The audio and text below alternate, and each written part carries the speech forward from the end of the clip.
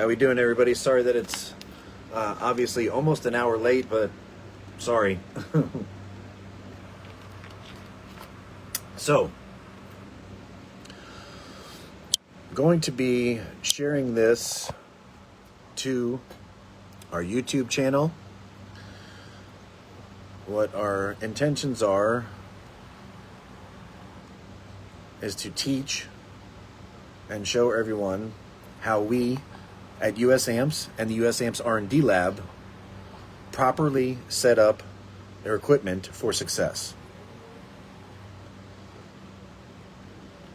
A lot of you know industry terms, and I speak to a lot of you personally via text, and I see some of you using a multimeter to set up your amplifier, which, if you have a certain amount of knowledge, is okay.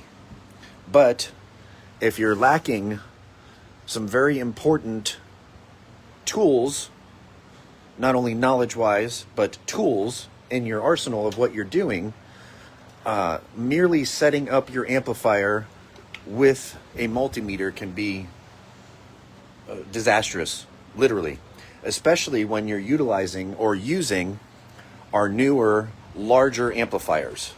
The Merlin 10K is one, obviously, we have here, with 4 powers and 4 grounds. This is a real 10,000 watt amplifier. This amp makes 10,000 watts at 1 ohm and just over 14 volts or 12 to 14 volts. You get into half ohm, which is designed and engineered to make more power, you're talking 15,000 plus. Same with our Merlin 5K. We have 3 powers and 3 grounds. That's a real 5,000 watt amplifier. Our 500HC, like you see the double stack version sitting right here, this is a, 7,000 watt class AB amplifier. So if you guys aren't utilizing our new Glow, thanks to the guys at Glow Voltage, Seth and the guys at Glow Voltage, our new LTO chemistry that allows you to charge as low as 14.2, and go up higher so you don't have to be charging into 16 volts, 15 volts plus. If you're not utilizing at least one of these banks, depending on what your chemistry is, you might not have enough amp hours. So a lot of you don't understand, and I'm still learning as well. Just because something says that it's 120 amp hours doesn't mean that the discharge rate and recovery rate is the same. If you have 180 amp hours of LiFePO, it doesn't mean that it's going to properly equate to the proper, or what you're going to need for amperage and voltage when it comes to your amplifiers, okay? So what we're going to do is we have the Team USAMPS Z28 set up out here. We have our lead installer, Tony Cotton, is going to be walking us through basically from start. So just so you guys know, we've already sat upstairs. We took a thumb drive, and what did we do, Tony? We downloaded a negative 10 dB tone because our boss man here listens to Spotify. He uses streamed music. So we are going to tune for said music source. If you're listening to rebase music, I recommend doing a negative 5 dB tone. But to be fair, if you're using a Merlin 10K on 2 subs, it's probably best to do a negative 10 dB tone just to keep everything as clean as you can and not overpower it. If you want to push yourself to limits, by all means, you're more than welcome to. Just know that you're taking that risk. Okay, so what we're going to show today, and we're probably going to end up doing a multi-series of this. So we'll, like I said, it'll be shared to YouTube later. Don't have to worry about catching it live. What we're going to show today is how to set up your substage if you have a single sub amplifier, right? Yes, we'll do a gain matching episode later. Okay, but if you guys just caught what he said, we downloaded the test tone track. Track 5 from the original DD1. Track 5 from the original DD1. At a -5. -10? -10. And that is because he knows exactly what I listen to because I use his Spotify, and he can see what I download and what I use. It's very important to make sure that your test tones are set up for what you use when you're playing your system. That will change. Like he just said, if you listen to rebase music, you're going to want to have your test tone at a different negative. That way, whatever they've done to change the music doesn't end up giving your equipment a clipped signal, okay? So we're going to start basically up front here. We have a single Mechman 370 Alt. I think this car only has one run of 0 gauge or 1/0 power and ground. This is a custom made bank that I utilized from some Jag. If you guys remember the Jag 34, Jag 35 cells from a few years ago, I took a couple of those banks apart and made a bigger bank here in the back. So, as you can see, we've done the big 3. If you don't upgrade the powers and grounds for the car and you only run the big gauge to the back of, your back battery for your system, you're not going to end up giving the proper ampacity and voltage that you need. So a lot of people that I see have texted me, and when they're having issues with setting up their equipment, they say, hey, but I didn't drop past 13.8. I'm just saying this for a number. This is not exact. Just because your voltage isn't dropping doesn't mean that your system or your battery bank or whatever it is that you're using to supply your amplifier with voltage and amperage, it doesn't mean that that equipment has the amperage to feed your amplifier. Just because the voltage doesn't drop doesn't mean that the amperage is there, okay? Now, if the amperage is there and the voltage is there, a lot of you don't know when the voltage drops, the amplifier, especially with a power supply built like our 10K, our 5K, and our 500HC, the amplifier will attempt to draw more amperage to make up for the lack of voltage, okay? So if you already have a detriment, if you're already below homeostasis as far as your electricity goes, this is just going to cause more of an issue. The amplifier is going to run more hot. The signal, if already clipped, is going to get worse. And when you're running into, when you're utilizing an amplifier of these sizes, the voice coil getting stuck doesn't do shit. And we've learned that here. I couldn't push on the 18s with my hand, but when turning the amplifier on, it was pushing the sub like it was a Tuesday. So I'm in the middle of doing a recone upstairs for some of our family members that are running 10Ks that literally the voice coil turned into slag. It melted and left fragments of metal, dripped liquid metal, okay? So we're doing this because, first of all, we want everybody set up for success. We're going to try to answer all your questions as they come. But we're showing you how to set up and properly tune your substage when you have a single subwoofer amplifier. We will do another series and show you how to do your mids and highs. And then we'll also do another video and show you how to do gain matching for multiple subamps.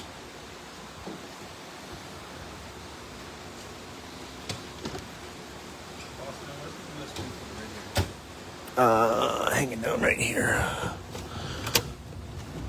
There, we can actually just pull this out. It's not even connected. Get it out of your way. Should be down there somewhere. No. Uh-oh.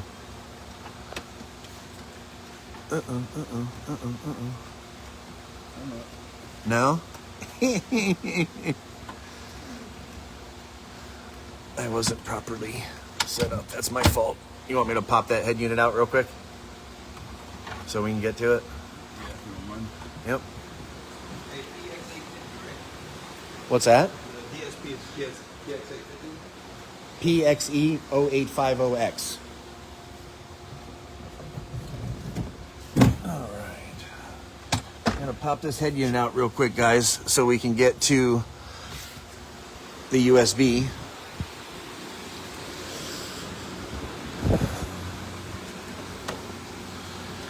Unfortunately, I'm not gonna edit any of this, but that is why we're gonna put it on YouTube. That way you can fast forward through everything and get to the spots that you want, and you'll be able to go back and forth and do what's needed, okay?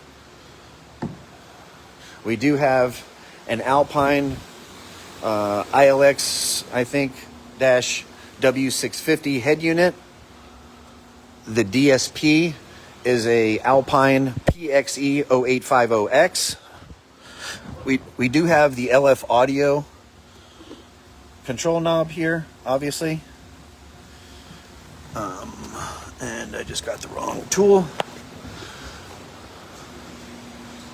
The timber 8 in each front door and timber 6.5 in each front door. And then we also have our waveguides in there, our version of the waveguide. Those are being powered by a 100HC and Impact 100.4 in the back. And we have the 10K running two of our in-house made 18-inch subwoofers that are currently utilizing the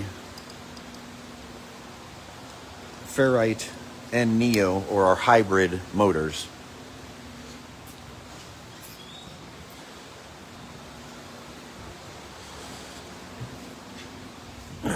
So excuse the looks of everything. We do have everything taken apart. That way we can access what's needed.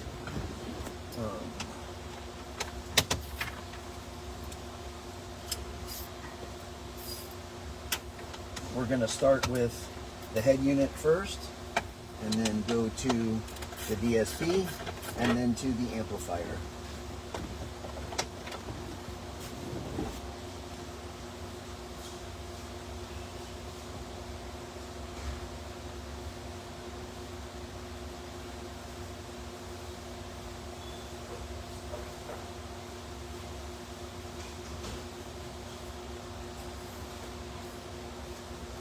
Hopefully everybody's having a good day. Sorry I was so late, but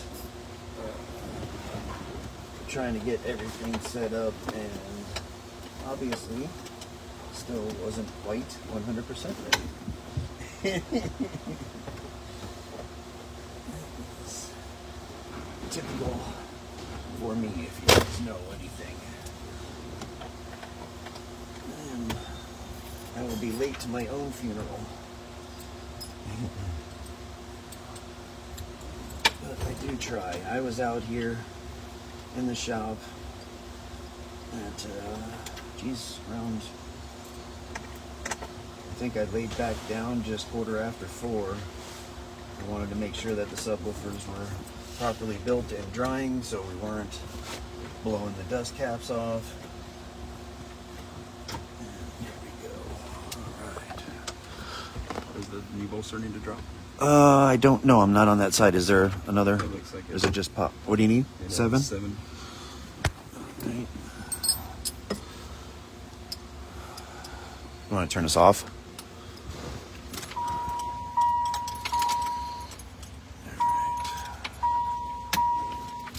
Again, so we have the timber 6.5, the timber 8, and then this is, I think I've showed you guys a couple times, my compression driver with a, we're utilizing a Image Dynamics style lens. That is the only mids and highs in the vehicle. These are ran off of the 100HC that we put in the version 2 black heatsink and the Impact 100.4.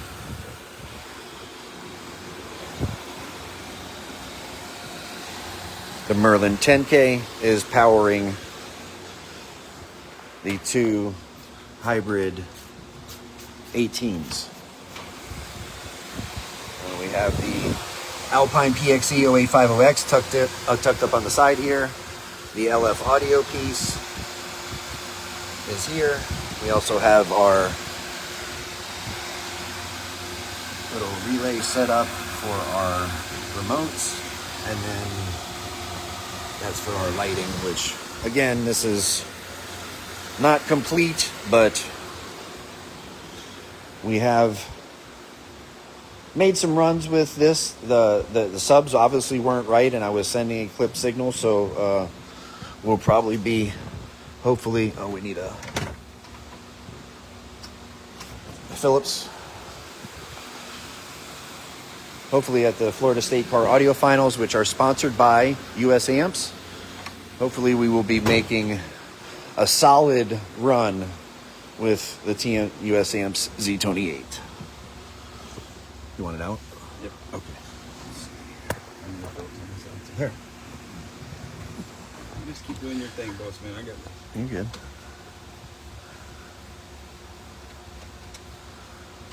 Before we put this back in, we'll run something out, or maybe just eliminate this thing completely. I don't like using the head unit in here, but I'm glad it's in here because we still want to show everybody how to at least get it set up.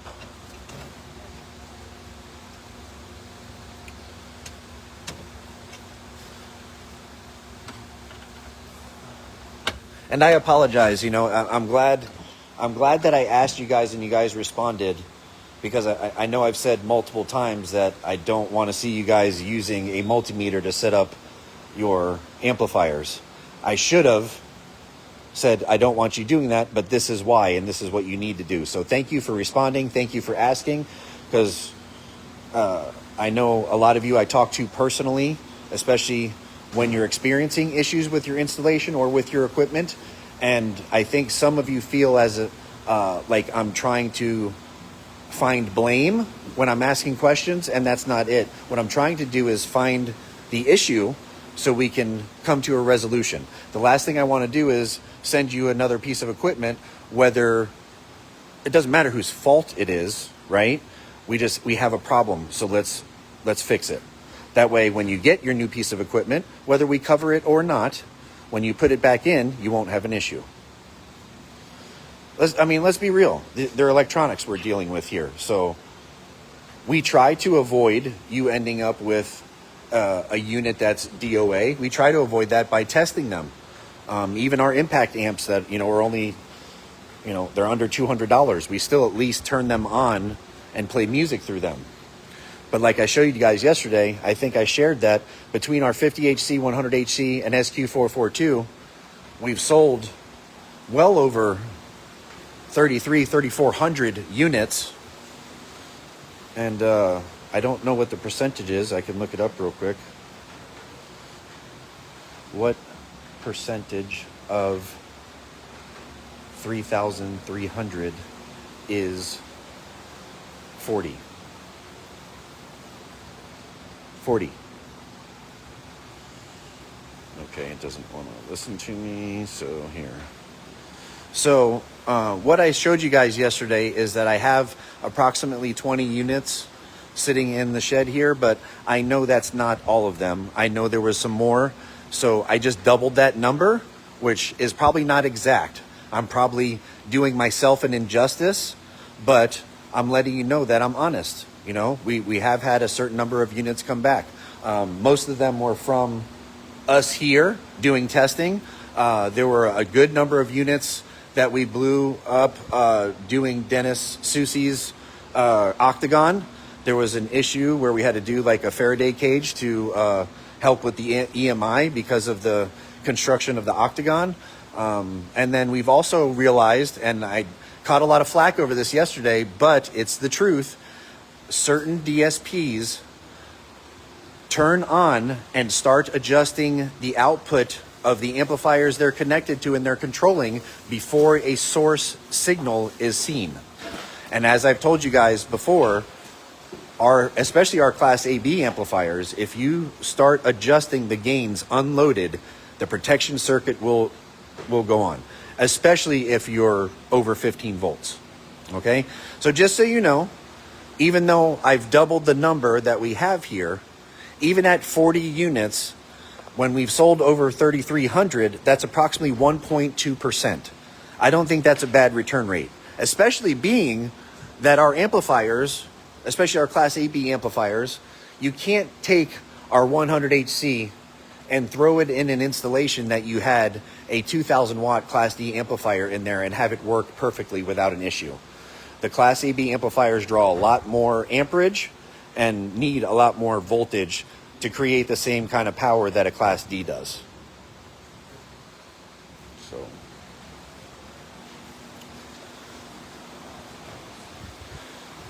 Tony's going to be utilizing a handheld oscilloscope. Texas Precision Instrument, the old 440. These things are tried and true. I've been using these for years and years, and I swear by them. I'm sure you can utilize any oscilloscope, but an oscilloscope nonetheless.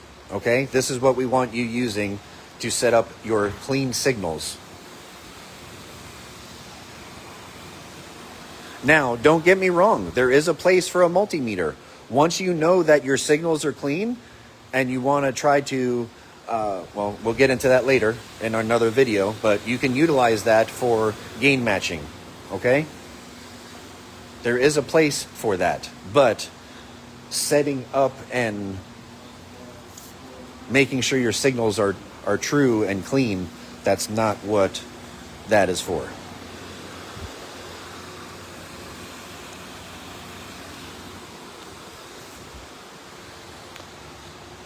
Let me scroll through here and see if there's any questions that I can answer for you guys. Thank you for joining. We have 406 people watching currently. Thank you guys for joining. And I don't know if you guys heard yesterday, and I think I make Tony a little nervous when I do this, but I wanted to wait for Tony to be here because when he came here, I didn't know him from Adam. He was brought here by another friend, another family member. I quickly realized in not just conversation, but what I saw him doing, that he had knowledge beyond my knowledge regarding the setup of not only equipment as far as tuning, but enclosures as well. So, all right. Let's see. Wow, we got a lot here. Michael Rodriguez, welcome. Orlando, welcome. Danny, welcome. Thank you, Danny. Good day, good day. Junebug, what's up, buddy? Jason Wright. It's okay, Jason. Even if you can't watch it, we're going to share it to our YouTube. We're going to do a multi-part series and show how to test and tune. Matt Pecor, what's up, my brother? Tim, how are you? Are the banks available now? Yes, they are. We have approximately... sorry. I don't want to say a number, but we have enough to fill, and we have, I think, another 2,600 cells en route, and we have more coming. So, yes. If you want a bank, contact us at USAMPS. We're not going to put them on the website. Well, you know what? Maybe I will. Let me talk with Seth, and I want to make sure that we're on the same page. Seth has agreed that USAMPS is going to be the only one to offer these for sale until probably the end of the year. And for those of you that know Brendan TBO Gardner right here, he has 2 of those LTO banks in his car right here with a single Mechman alternator. The Ocala show, not last weekend, but the weekend before, he demoed all day long with the car off. Then started the car, drove up to the lane, did his run with the car off, and then went back to demoing. This car currently has, now it has 2 of our hybrid 15s, but at the time it had 2 of the Neo 15s. He has a Merlin 10K on those 2 15s and what looks like a 50 HC. Yeah, 50 HC on the 50 HC on 2 sets of, or 1 pair of Timber 8 Signature Series. So that tells you the kind of not only output, but also recovery that those cells have. Granted, he does have 2 of them, but Boss man, I'm getting yes. ready to start now. Yes. I would like to crank the vehicle up. I don't know how loud that's going to be. That's okay. Everybody, We'll make it work. I want to make sure our voltages are stable. Yep. I want where we're going to tune at is basically where we're going to play at. You know, if you're going to charge at 14.7, I want your system to be at 14.7 when you tune. Okay, so you guys understand that. I'm going to repeat just to make sure. He's going to start the car. He wants to make sure the voltage is at where it will be at when you're playing for people. If you're demoing, whatever your build is intentioned for, you want to make sure the voltage is there when you're setting everything up. That way everything is consistent. So while the car starts, I'm going to step away and start to answer more of these questions, and then we'll come back in here. So let's see. David Fredericks, how are you, buddy? Richard, how are you? Joe Simmons, welcome. That is the Z-Tony 8. You're right, yes. Very close to being ready for the wrap. As is the Teamusamps Nissan hardbody. We've built the center console. We're going all impact amps in here. 4 of our custom hand-built 8-inch subwoofers in a kind of a taped horn blow-through design that Tony's built here. This is going to be all acrylic, and I think we might even put a piece of acrylic in the topper so you can see right through into it. How cool is that, right? This is Junior's flip-flop Camaro. That is acrylic. The 2 acrylic fronts. This is a 4th order 215s. 2 of our hand-built 15s. This is the trunk that you guys saw the other day, now taken apart to start wiring. You know, we have the Merlin 5K on the 215s. All right, let's see. James Wells, how are you? Ron Earl, how are you? Cliff Farley, what's up, brother?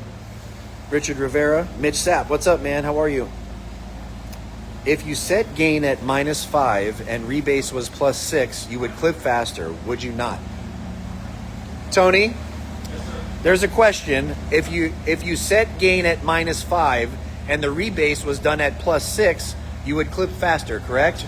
Absolutely. Yeah, you're going to blow your shit. You're going to blow your shit. And now he's saying that, and you know, it's not funny. We're doing this because I don't think you guys understand the differences between these 10Ks and everybody else's 10Ks, or our 5Ks and our 500 HCs, but you're starting to see them because we're seeing melted voice coils. Most speakers, most subwoofers and voice coils will stop your amplifiers from functioning. Not these things, man. They're beasts. Aiden Fireball, what's up, buddy? Pedro Zamora, what's up? Mr. Sonina, Nanu, what's up? Mr. Swain, how are you? Frederick Douglas, how are you? Doing a little bike project here. Doing some subs in the bags. Gonna do all lighting. DSP control. 8s up here. Yeah, yep. Lorenzo Walker, please do a Merlin 7.5 or 8K. Lorenzo, our 5K produces more than 8,000 watts at half ohm. That's what it's designed to do. Our 5K does 5,000 watts at 1 ohm. There's no reason for us to have an 8,000 watt amplifier because we already have it.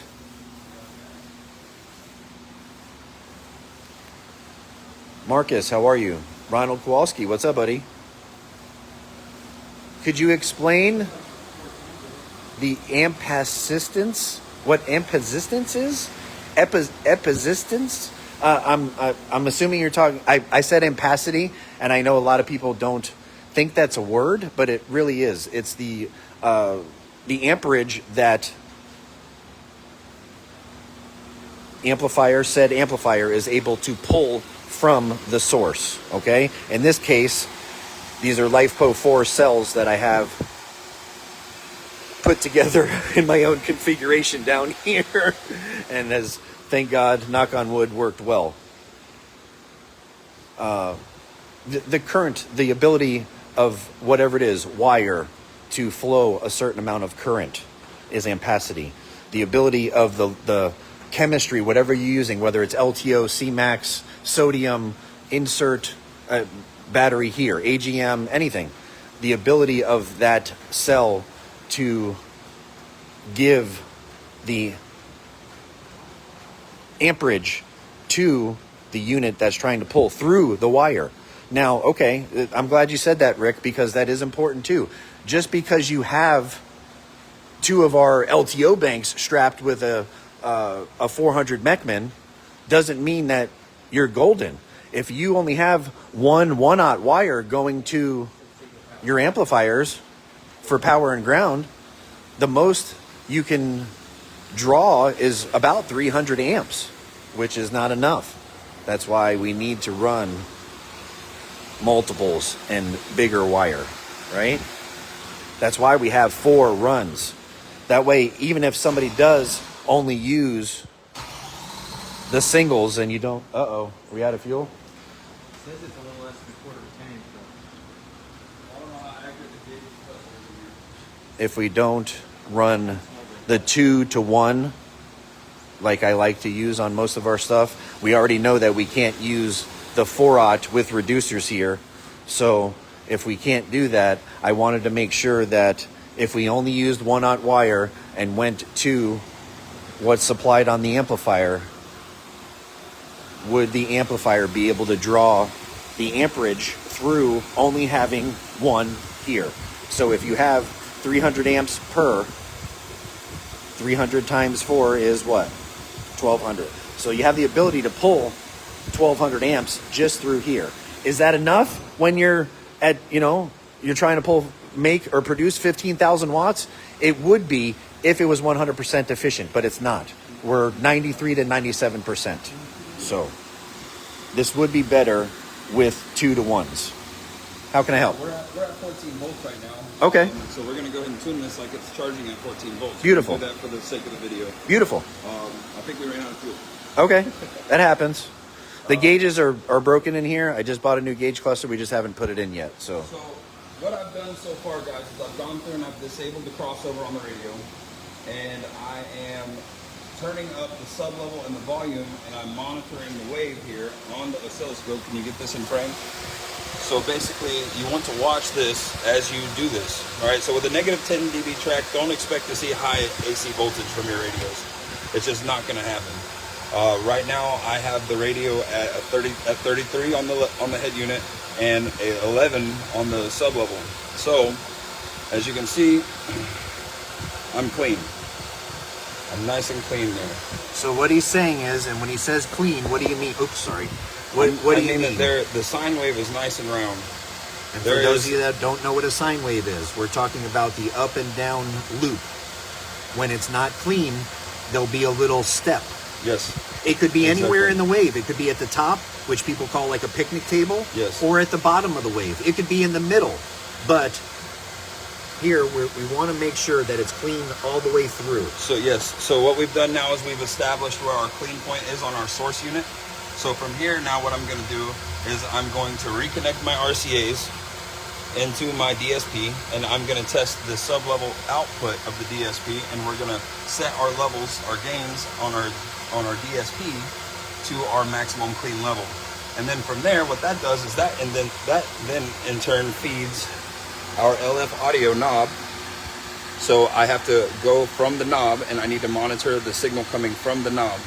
Once I get done with that, I'm going to go to the amplifier, which I have the sub-levels disconnected. I will put my leads directly into here, and I'm going to turn the gain up, monitor the signal. Once I get to a soft clip, which I want to see a slight clip at the amplifier, just a small, soft, little flat spot in the top. So once I have that, I disconnect, hook up my speaker wires again, and that's it. She's done. Once we get into the gain matching, it goes a little bit further than that. You have to test everything under load and all that stuff. So if you can, just bear with me for a minute. I'm going to get everything hooked up, and we're going to move on to the DSP output section. All right, so real quick, let's pretend that I got completely lost in what you said. Where is this plugged into? Right now, this is plugged in directly to the radio. Okay, so the RCAs that come from the source unit, yes, are now plugged right into here. Yes, sir. when you take them off of here, that's going to feed the DSP. Yes. Okay. And So then that means that we're starting with a clean signal from the very beginning. yes. We want to make sure that our signal is clean from the top. Now, if Clean you have top, multiple all- sources, you'll need to do that with each set. Absolutely. Okay. Turn everything off real quick.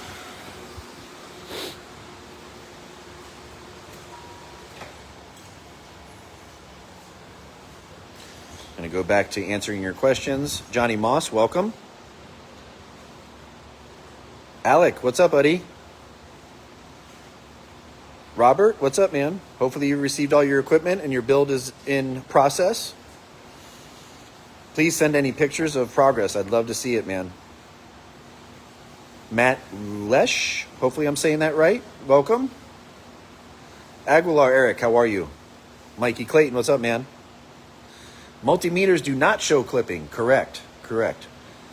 They are a good tool, and we do need them. That will be a future video, but for the purposes of what we're doing now, no. That is the box guru. You're right. In the house. James Norris, how are you? Audio is an ever-learning industry. Nobody knows everything. You know what, Mikey? I couldn't agree more, but what I've come to find out, that's everything in life, man. There's levels to everything. Everything.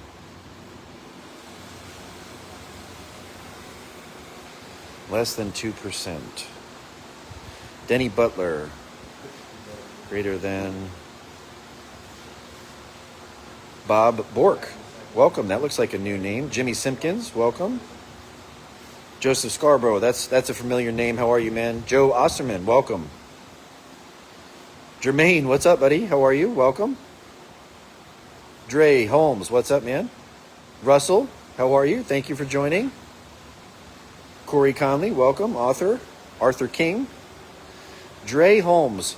You can use a multimeter, but what people don't understand in gain matching also is with phase matching and testing, multiple frequency response on voltage output from an amplifier when dipping voltage from amperage where your amp clicks and etc.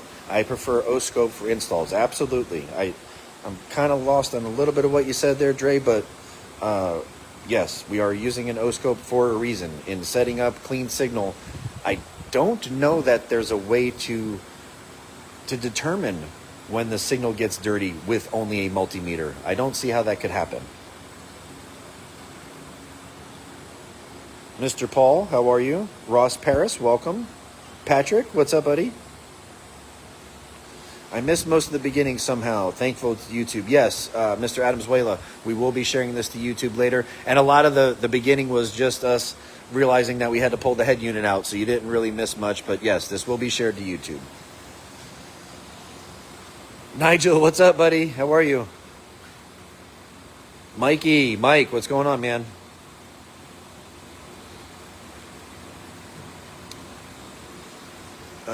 When Brendan comes back out, I will tell him, Dre. Todd Daniels, what's up, man? Sean Coperville, what's up, my brother? Ryan, how are you? I don't know if you're back from your vacation yet. Hopefully you enjoyed yourself. How big of one of those new banks will I need? Matt, I honestly think for what you have, even if you were to expand later, a single 120 amp hour, which is a single bank, would be more than enough, because I think you have an aftermarket alternator. So even if you had a stock alternator, it would probably be okay. A lot of people don't think about it, but I'm going to say this real quick. So for those of you that are aware, don't feel that I'm talking down. This is more for information. A lot of people get in their base rides, or even if they're their dailies, and you're banging on it, you know, from the time you get in the car and start it till the time you turn it off. Unless you have a way to charge your banks while the car is set idle, you have to turn your system off and drive around so your alternator can charge your banks, whether it's lithium, AGM, or otherwise. You can't play your system and expect your alternator to charge your bank at the same time. I mean, don't get me wrong. For those that have a smaller bank and multiple, like if we had, 3 or 4 370 or 400 amp alternators on here and we only had this one small bank, you could probably overcharge what you're utilizing. But most people don't even really understand that just because this is a 370 amp alternator, it doesn't produce 370 amps just because it's on. Shit, I don't even think it does 370 amps at 1500 or 2000 RPM, which is mostly, 2000 to maybe 3000 RPM is kind of idle speed RPM driving around. You'd be lucky if you get, a little more than half of that out of some of these alternators. So be aware of what you're depleting from your bank and make sure that you can charge it back. These cells are great when it comes to discharge and refresh. The recuperation rate are amazing. Obviously, if Brendan was able to do what he was doing a few weekends ago in Ocala, I just wanted to show. I'm going to get this amp out, put it on my bench, and start testing for my buddy Patrick that was just there, and that just reminded me. So if you guys aren't too upset with me, I might do it real quick so I don't forget here. Let's see.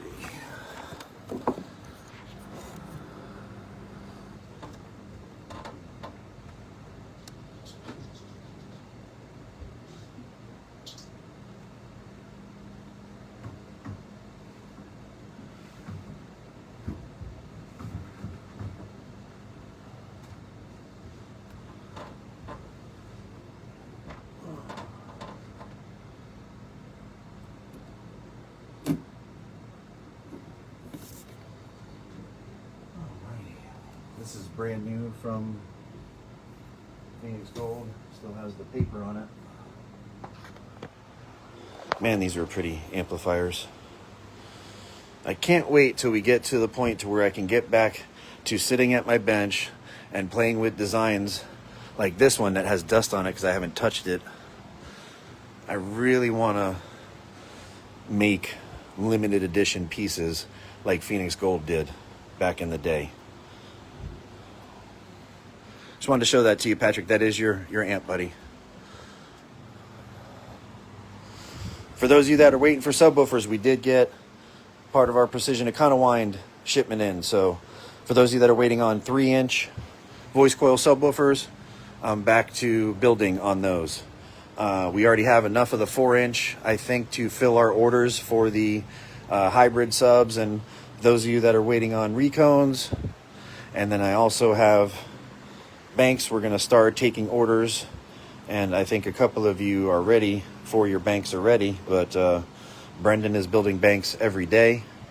And then Precision Econowind, I just spoke to today, is creating or building our other 3-inch smaller former voice coils for our exterminator subs that I'll be building for everybody in-house, and are doing a couple custom jobs for some people. So those of you know who you are. There's the board. All right.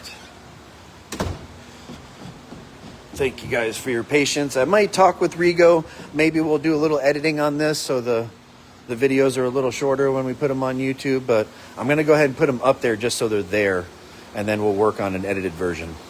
I'm having an issue with getting the app on the DSP right. I had voltage into the DSP, but I'm not getting voltage out of the DSP. You want to use my phone? Yeah, please. Yep. Hopefully these people that keep calling don't bother you too much. Let's see here. Put on Do Not Disturb. How do I do that? I got you. Yep. I didn't know you could do that. That's awesome. Don't forget to turn it off. Yeah.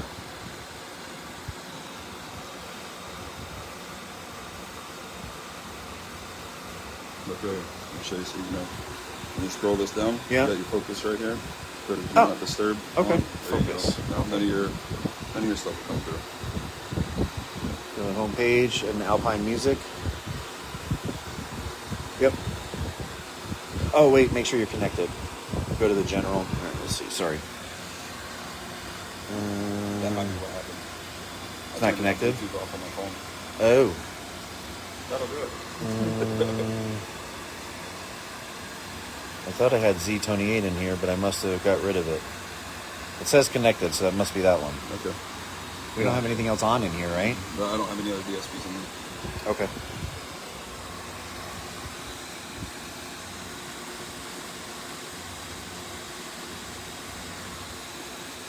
So what we're doing now is connecting to the software that controls the DSP.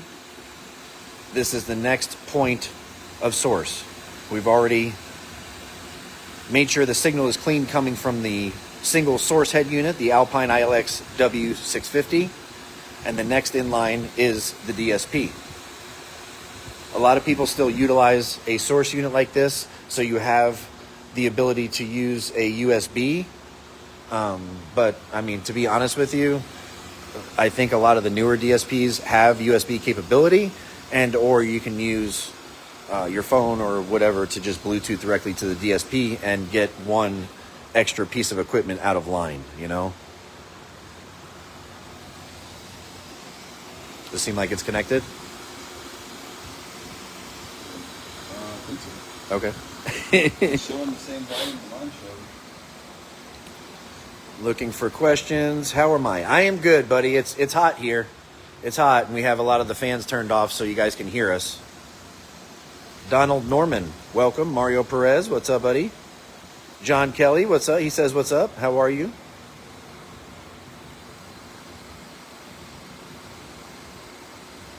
James Loss, what's up? That's a new name. Can never have too many power and grounds. No, you cannot give your amplifiers too much juice. That is true. Looking at 180 amp hours, do-it-yourself glow voltage for the 10K. Okay, you guys, I'm thinking that you missed that, Roberto. If you're talking about 180 amp hours of LifePo 4, no, that's not enough for a 10K. Just because, and this is something that I had to learn as well, 180 amp hours is not same discharge rate and refresh rate when you go through chemistries. 180 amp hours of LifePo 4 is not the same, does not have the same discharge as 180 amp hours of LTO, say the LTO that we're using. Or, hey man, there's nothing wrong with Skib. I love Skib. These are the banks from the Raider. And I still intend on using these. If you have the system and you're already set up for the higher charging voltage that LTO chemistry needs, then there's nothing wrong with it. You don't have to change just because there's new products. But if your vehicle has a 12 volt system that gets wonky when you start getting into the higher charging voltages, then that's what this new chemistry is great for. Because it doesn't diminish the discharge and recovery rate of the chemistry by using the lower charging voltage. A lot of this other, the Skib, you can charge it lower, but it depletes the amount of discharge and recovery rate of the cell, as well as the longevity of the cell. From what I'm being told, and I guess we'll find out as time goes on, this chemistry is not affected by the input voltage, by the charging voltage. And that's what's so great about it.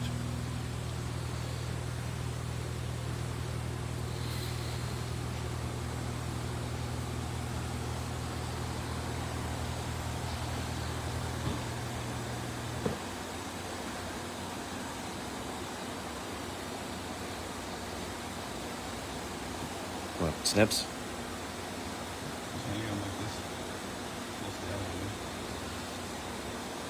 See, he's doing something that I've told you guys not to do. I've told you guys not to use RCAs when your amps are live, but the issue that we have here is the whoever did the original install on this didn't run the remote output from the radio to the DSP, and it's using an auto sense turn on, so it does not shut off and on like it's supposed to. So I don't have the capability of shutting everything off without actually manually resetting the DSP, and I don't have to go through and redo all the settings that I just did. Yes. For the routing. Let's put that on the list to repair, please, because I see that DSP coming on just Yeah, I got it. as the car's sitting We'll here. do that today. Thank you. Okay, so let's see here. Output from DSP, I am at 2.9 volts clean. And that's literally me. Oh, go ahead. A little bit of a glare here. Oops. Did I just fuck it up? No, it's still running. Oh, sorry. Trying to get this without the glare here.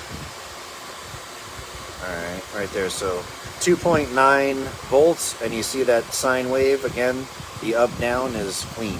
So right now I'm steady turning it up, and I'm trying to find my point of clip. I want to get as much RCA voltage out of the DSP as I can to feed everything. What are you connected to now? Right now I'm on the output of the DSP. That runs to the 100 HC? No, we're going to the We're- base knob. Oh, that goes to the base knob, Yeah. which controls, I because just we're only connected doing the this sub. so we didn't have the It's phone making running noise. through it. Okay. I could have muted it on the DSP. So as I said, we're only working on the substage, and because the LF audio unit is after the DSP, that's what we're currently working on, the line that feeds from the DSP to the LF audio piece. All right, These- so here, look, let me show you a clip signal. So as you can see here, the square choppiness of the wave. There you go. See it? All right, so I'm gonna slowly, you wanna pull this in the frame too? I don't know if we can see both. There we go. Okay. All right, so I'm gonna turn this down until everything rounds off.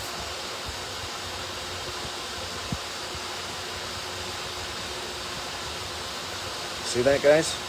He's backing it off one by one, letting it catch up, and And we're gonna watching go- the signal. I'm gonna go back up now because we're completely round. And I wanna see.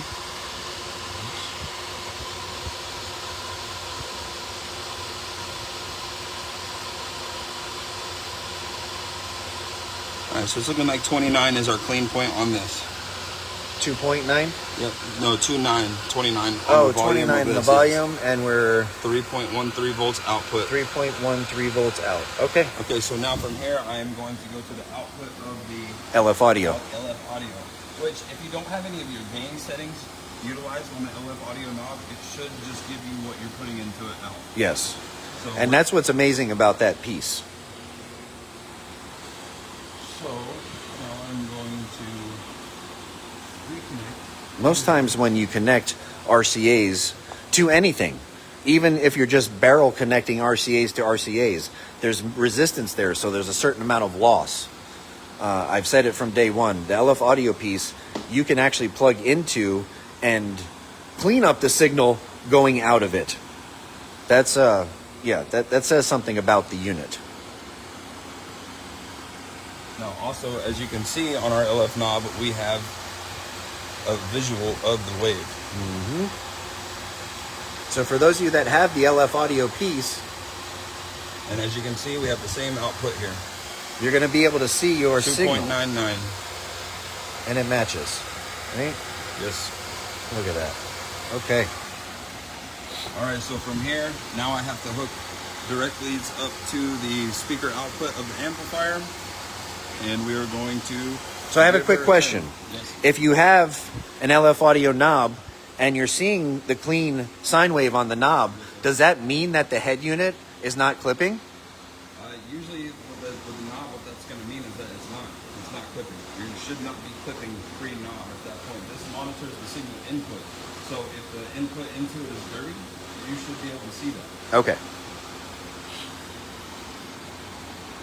Now, y'all just give me a second. Yep. We'll get this hooked You're up. good. I'm going to answer some questions. So, yeah, Roberto, that bank that you're referring to, I think, is the Glow Voltage LifePo bank. It's the headway cells, the white cells. I would think you'd probably need,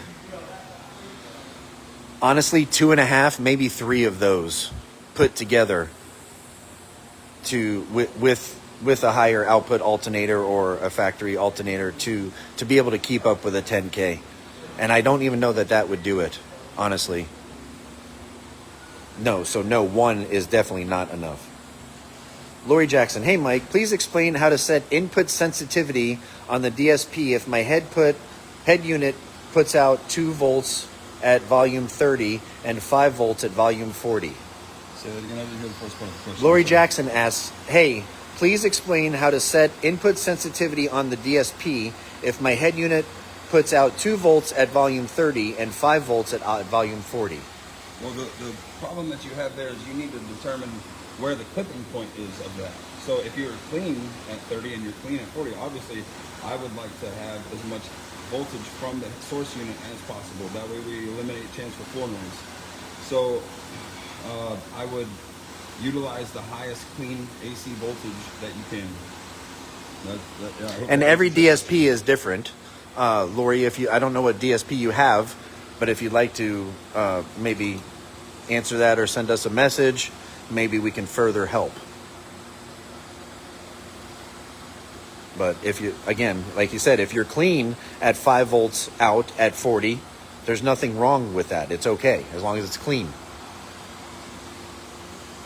Good afternoon, everyone. Jeremy Jenks, how are you, buddy? It's been a while. Glad to see you. Okay, so Put the backlight on.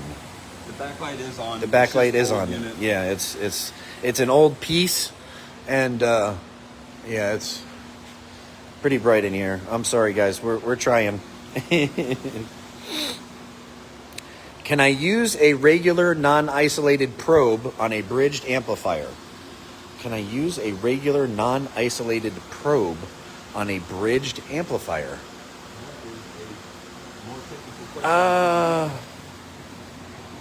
And if you're asking for trying to test signal, like clip signal, I would have to say it depends on the amplifier.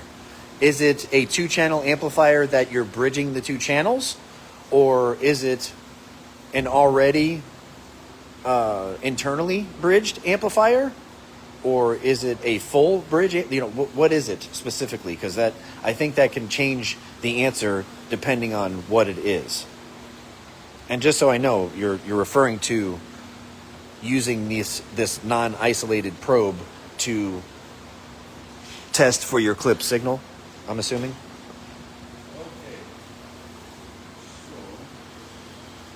Okay. Rigo, how are you? Glad you asked this. I remember me and you discussing this a while back. Yes. Kyle Collins, what's up, man? Kyle did really well taking second place last weekend. I think he only took second because he broke out, meaning that he actually got louder than what he was supposed to be. So I don't consider that a loss. I consider it a fucking win, and I love it. All Class AB, 2 500 HCs on 2 18s, and I forget what else he has in there. He's got 2 or 3 100 HCs, he's got like one of each of our amps in his vehicle, and I absolutely love it. I'm trying to get rid of those speakers and get him into our speakers as well, but it's an old Escort GT. I fucking love it. I love you, brother. Thank you for all your help, and I love seeing you win with whatever equipment you have, but being that it's our Class AB equipment, I love it even more.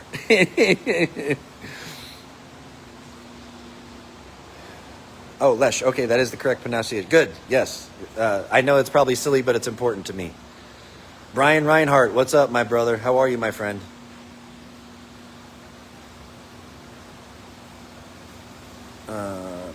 Michael Peed asks, Michael, how are you? I'm fat, I'm sweaty, I'm old, I'm balding, and aside from that, life is well. I need to get the battery charged back up. Okay. So I was able to get to 138 volts clean with our voltage there. Well, as y'all know, the car shut off on us earlier. I do have a battery stabilizer on it, but it's only good for 12 amps, so it's not going to hold up. 12 volts? 12 volts. Or no, it's 12 amps. Oh. Output. Oh, okay. And we're charging at 14 volts. So as I tuned this, my voltage obviously started dropping. Yeah. So as the voltage drops, your clean AC output voltage is going to lower. So the higher you charge, the more AC voltage you are going to be able to get out of the amplifiers. Do you want to charge at 16 volts and and torture the amplifiers, that's up to you. Do you want to do that? Sure. But, you know, if you're trying to get every little thing out of it and you have your setup dialed in to where you know everything well enough to do that, sure. But you need to be cautious, extremely cautious, because, you know, it's all equipment. Anything can die. So where I'm at now, I was able to get to 138 volts. We can come back here and we can do it again, but as the voltage is dropping, I'm only able to pull 90 volts out of it now. So you want to see. So right now, the output of the 10K, Yes. we're at 138 volts? Well, we're at 90 now because of the voltage Because it's dropping. Yes. Okay. No, 91. But it's at what was it, 130 you said? Yeah, it was at 138. 138, it was still a clean wave? At 14 volts. It was still a clean wave? Yes. Okay, all right. At 139, it started to get a slight square in it. That's where I would set my amp at a negative 10 dB track. That way you have a little bit more headroom there. I know somebody asked me that question via text yesterday. You guys were setting up your 10K, and I think you were having issues around 90. So that tells you it's not necessarily the amplifier. It might be what you're feeding it for juice. It's not able to draw the amperage and voltage that it needs. See, as the battery starts to store and charge back up, now he's able to turn it up. And it's still clean. So that shows you how important that is. I have to turn it down. As I'm sitting here tuning it, I have to turn it back down. Because it's not keeping up. Yes. So, and that's what's so important about recovery rate of your lithium. Not just discharge rate, but the recovery rate as well. Oh, I just turned it off. Oh, sorry. Okay. And that's pretty much it from there. Now we hook our speaker leads back up and give it a vote. See how it goes. Remember your levels. Remember where everything is set and tuned. Do not exceed that. But you need to be conscious of the music that you're listening to. If you tune for Spotify and then you turn around and you put a negative 5 dB file in, you're not going to be able to turn up to the same level. I would say it's, you know, depending on the radio you have, you need to be, you know, a couple clicks down. You know, maybe running 75% knob. But it's best to have like one of these LF knobs. That way you can monitor the signal. You'll be able to see if you're getting to that point. It's very important. See, now, I'm just going to say this again because I know me. When I'm around crowds, I get nervous as it is just because there's a bunch of people. Somebody comes up and wants a demo, I'm already nervous because of how much I have invested into the brand, okay? So thinking about, oh shit, how much knob am I giving it? You know, usually it's like, fuck it, turn it all the way the fuck up. And I think a lot of you guys are like that too. That's why we're here, right? Talking. But it's very important, especially as you get into these larger powered amplifiers, to be careful and be mindful of everything from your setup, and that's why we're doing this video, but also the source and sources have to be clean as well. Just because, now I learned that the hard way. I thought just because Tony put his Spotify on my phone and I was able to download songs that I was good. And I could just play that and run the knob and run it full open. But I didn't know that if my phone's doing other things, even if the song is lossless, because it's still a wireless signal, if I'm doing other things with my phone and that interrupts that music going to the DSP, you could potentially be sending a clip signal. That's what I did in the car. It's very, very, very important that everything is on point when you're getting to... I mean, it's good. It's a good practice with anything. But when you get into the bigger powered amplifiers, you can do more damage without realizing it a lot easier.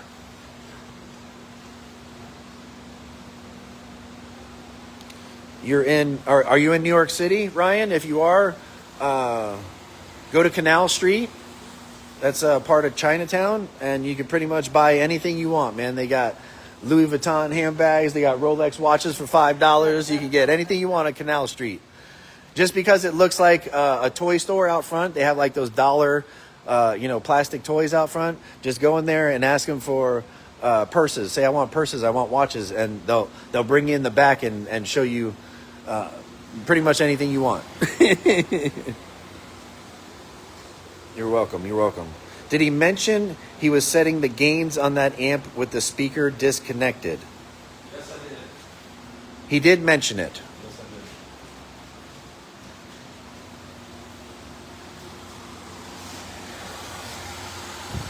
did. And I think he was probably saying that because I've said so many times, don't adjust the gains on the Class AB amplifiers with it unloaded. Okay. This is not a Class AB amplifier. This is a Class D amplifier. When we get into setting these up, which will be the next video, we'll show you. Box Guru. Yours never discharges? Oh, that's awesome. Your bank never discharges. That's great. That means that your alternator keeps up with whatever it is that you're utilizing or using from your bank. That's great. Renee, man, how are you? John Bankin. Bank. When I say bank, I'm referring to the lithium bank or whatever you're using to power your amplifiers. John, I'm not sure how versed you are in car audio, but if you're still using AGM batteries, not only for the power of your car, but to power your amplifiers, then to run an amplifier this size using AGM batteries, from what I was taught when I had to go to school to be an Optima dealer, it was 1,000 cold cranking amps per 1,000 watts. So if you wanted this amp to properly function, you would probably have, like he's, yes, 1,000 cold cranking amps or 100 amp hours, depending on, the cell. But the AGM batteries, what Optima said was 1,000 cold cranking amps per 1,000 watts. So for something like this, you would need like 15,000 cold cranking amps, which means this whole trunk would be full of batteries. Yeah, trailer behind you. Right?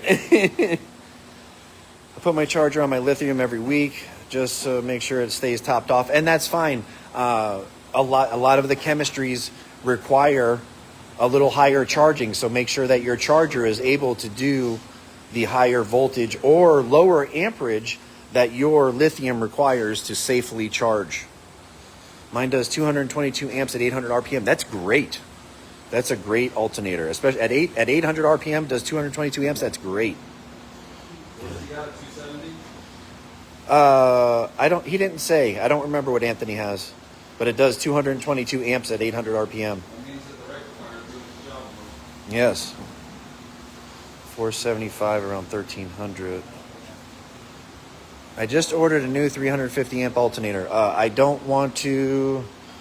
Well, you know what? I will. So I've done a lot of research when it comes to alternators. For those of you that have been around since before I even had USAMPS product to sell, I was actually building alternators. I built the alternator that was in this car before. And I did that because I had purchased, I'm not going to say the brand, alternator, and put it in, and it was doing nothing. Not even close to what it claimed. So then in turn, I went and bought a Mechman, even though I had a relationship with Mechman. I've been using Mechman for over 30 years. I've been a dealer for over 30 years, even back in the old MJ Customs days.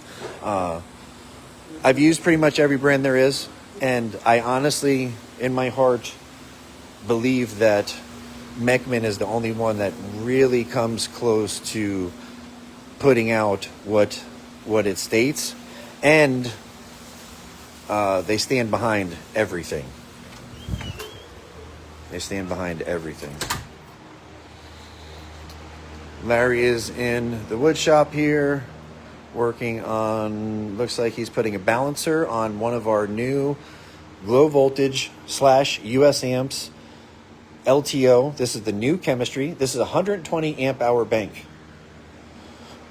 As I've said before, the big thing about this chemistry, lower charging voltage means you don't have to have a higher output alternator to have the benefits of LTO chemistry. It doesn't hurt the discharge rate or recovery rate of the bank, and you don't have to worry about the higher charging the higher voltages messing with your car. So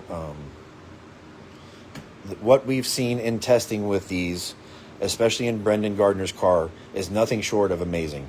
He had, what was it? I think 190 amp hours of C-Max in his car prior. And he wasn't able to do with that, which you guys know, C-Max has one hell of a discharge rate. 190 amp hours of C-Max, he wasn't able to do with that what he's been able to do with this new chemistry and having only 280 amp hour banks. Literally, car off, giving demos. That's utterly amazing, especially with what his car does and having the Merlin 10K and 50HC in there. All right, let me get back to questions. Kim Winters, welcome.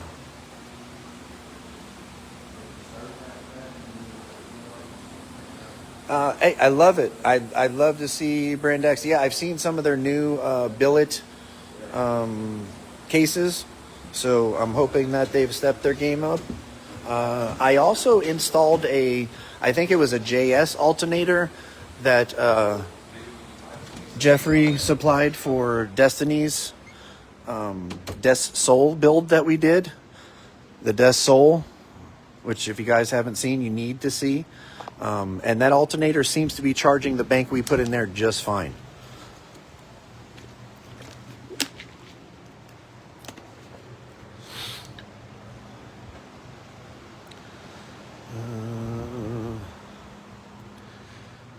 HC 500.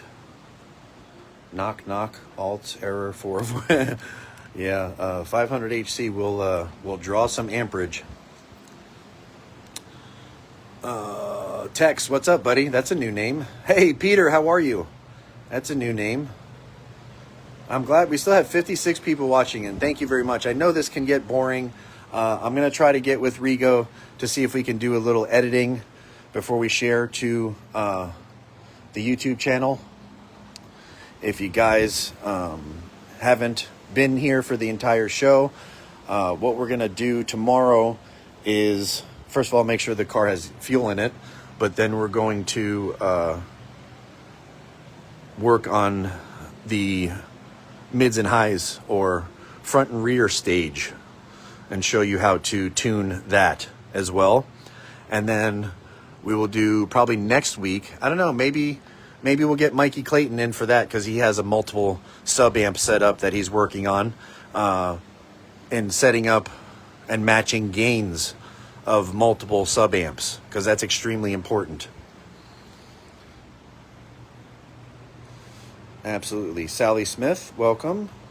Get with you about the battery bank real soon. Again, guys, and I've said it before, I am offering these to the public, but the reason that I got them after talking with Seth, and Seth, I love him, because every time he gets something new, he messages me and asks me if I want to test it. And because he knows that, we always have something that draws a lot of amperage. So that's what puts it to the test. And so just so you guys know, in case, I think I said it yesterday, but I want to share again, because once they're released, I want everybody to check it out. Hopefully we'll have it on our channel and on Glow Voltage's channel.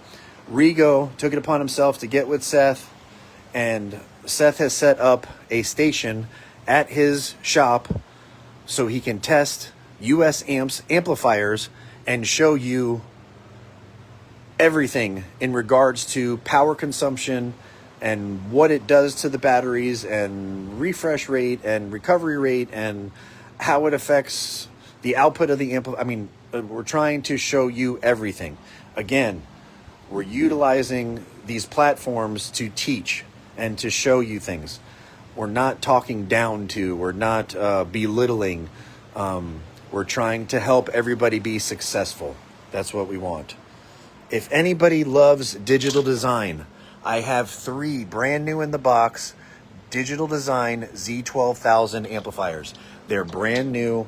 Only one of the 3 has been opened and taken out of the plastic. I also have the ZVL to go with it. So please, if you know of anybody that likes digital design or has a build that wants those amplifiers, Please get with me. I need them out of here.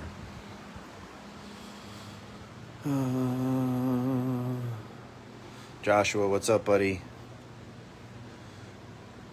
What is the head unit in this beast? The head unit in the, if you're referring to the Team USAmps Z-Tony 8, it is the Alpine ILX-W650.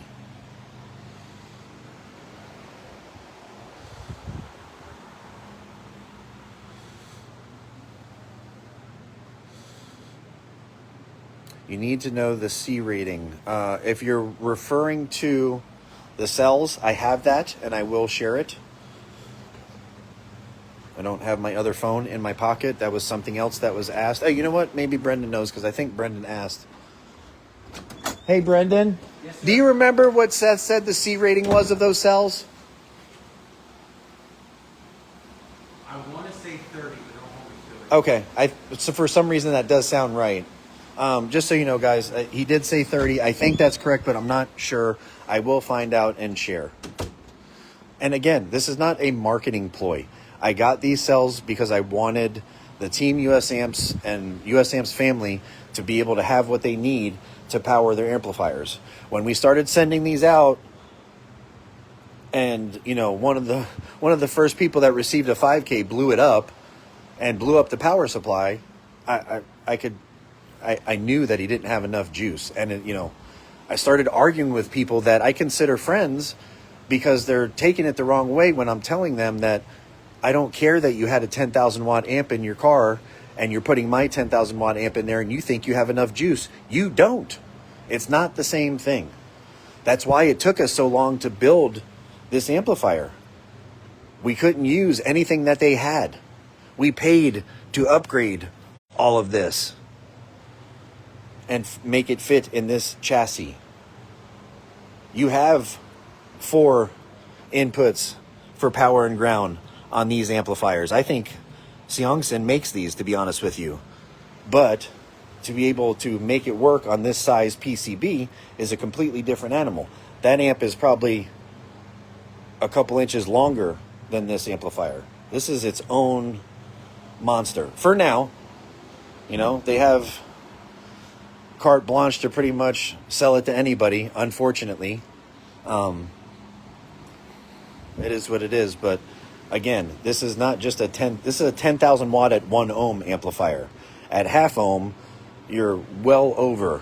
We've shown videos where they make over 15,000, and our 5K makes, you know, well over 9,000 watts clean. Eric Hutzelman, what's up, buddy? 30C cells in a skib bank is a boatload of amperage, but you can get 70C burst also. Yeah, skib, I think from memory, skib is a brand of LTO cell. So it's the same chemistry, but it is LTO, but these are different cells. You can find 30C cells in this size in LTO on the internet, but if you delve into it a little bit more, as we did, because Brendan thought he found it and he shared it to me and I sent it to Seth and he immediately turned right around. Seth doesn't just grab things and then just slap his name on it. He's just like USAmps. He does the testing, he does the R&D, and then before he even sent it to me, he's done all that. So he was ready for the questions. When I sent that to him, he immediately sent it back to me. He goes, see here, it was showing the internal resistance of the cell and the difference between what is available on the internet and this was I think 0.10. It's like a tenth, which probably isn't a lot to you, but it can be when you're talking about a bank full or 2 banks full and you're counting on all of those cells to discharge and recover that amount of resistance in each cell times X can lead to recovery time, can lead to slower discharge, which is not what we want for these things, right? Sorgine, welcome.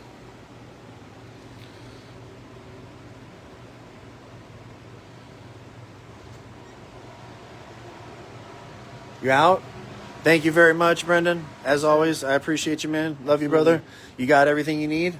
Do you need more hardware? I don't know off the top of my head. I'll message you Okay, later. let me know if I need to order more. Thank you. Brendan has brought all of the cells home and has been assembling them for me. That way I don't have to stay up all night assembling these things. Brendan has been nothing short of family to me, and absolutely love and appreciate everything he does.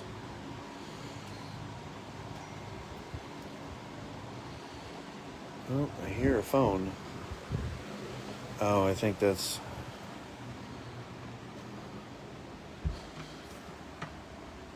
I don't know whose phone that is. Not sure. Okay. All right. Christina Parkman, welcome. Rob RMZ, welcome. That's a new name. Dwight Brown, I'm in Kissimmee, Florida. Welcome. Aaron Linkus. You know what? I have somebody. Thank you. Sorry, I didn't charge them. Where are they? You would probably either laugh or want to smack me, or maybe both. Let me see. Where are they? I just found them not too long ago, and I said we need to start using these if we're going to be doing our lives. I don't even see the camera. I have a 4K camera, and I have the clip-on microphones with the little wind things for them. And I am not currently seeing them. You guys don't need to sit on here with me while I search through my mess, but I do have microphones, and I apologize. I don't know how to use them with my my iPhone, but for you guys, I will do my best to learn and try to make better content and better videos for you. I appreciate you taking time out of your day to watch them, so I will put the time and effort into making them better for you. I did buy whatever the best brand was at the time of the microphones. They are wireless, and they do connect to my 4K camera, which I'm not seeing either. So I might have brought them inside to charge them or something. So I apologize. I will work on that. I do have them. I just need to work on using them. All right. I don't see a lot of questions. Oh, I like those lime green XXX baskets in the background. Yes, those are for buddy Eric Zambri. Thanks, guys. I have the JLTWK88. What signal are you using to test the head unit and DSP? This was a 40 hertz sweep -5. Mike, put the snap power charge on it. It's on, buddy. That's what's on under the hood.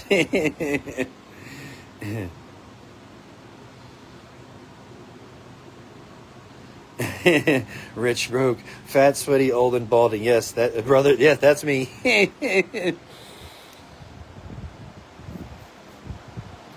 You know what? We're used to it. Brendan works and goes and does his tree things, and then he comes here and works. I don't know how the guy does it, but I appreciate everything he does. I don't know that I could do it, especially at my age.